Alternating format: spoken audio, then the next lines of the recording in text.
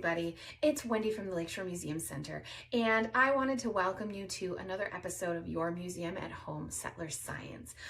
Today, the topic that we are going to cover with Settlers and Science is yeast and bread making. I know that a lot of us have been having a little difficulty getting yeast today, so on some level we might understand what some of the pioneer women may have struggled with.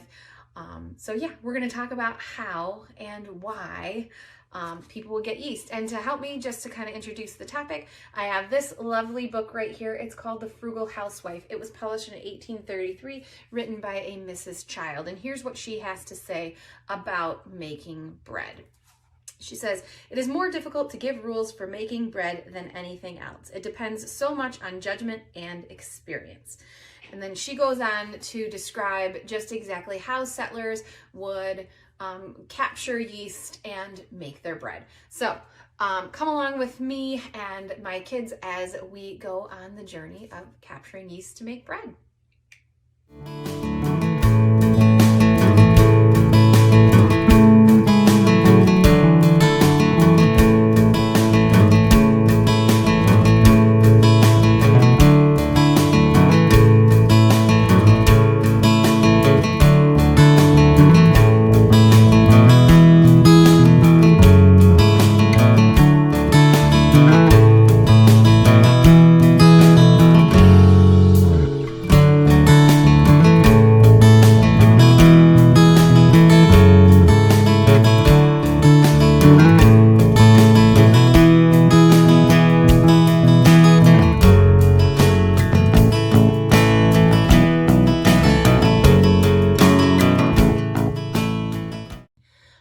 So I showed you some photos about what we did to get our yeast, and now once we had it and it was ready, how do you go about making bread? The first thing that we did is we went and found online and found a basic traditional bread recipe. Then the next thing we did is we got some cheesecloth, which I had in the house. You could also use a screen strainer or something like that, and we drained off at least a cup of our yeast colony liquid. And then we looked at the recipe and added whatever other liquid we needed in order to make the ratio right for the recipe. So that's what we did. We made a loaf of the potato starter and the potato yeast, and we made a loaf from the raisin yeast.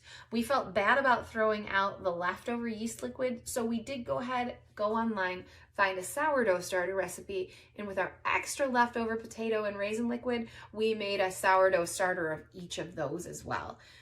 The sourdough starter process took us about 4 days, and the initial yeast capture again took us about 4 days. So this isn't something that's quick to do. So make sure that you plan it out and are patient.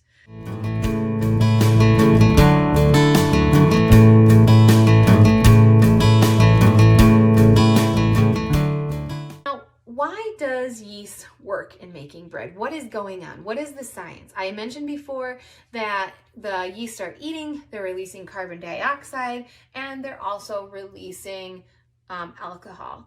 Now, in bread dough, what's going on is as those yeasts are releasing the carbon dioxide, that carbon dioxide is being trapped. And what's trapping it is the protein in the flour, the gluten.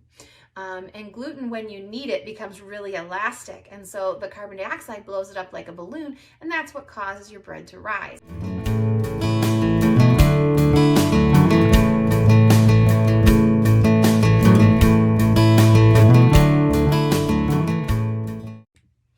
All right, folks, I hope that you enjoyed this little video trip in yeast capturing and yeast use.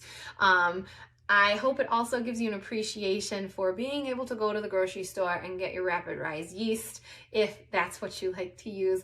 And I hope it also gives you the confidence that if you don't have rapid rise yeast in your house or you can't get it at the store, to give this little experiment a try. It's a lot of fun. The kids really enjoyed it, and it is a great science lesson. So from my home to yours, I hope that you are staying healthy and safe. Thanks for joining us.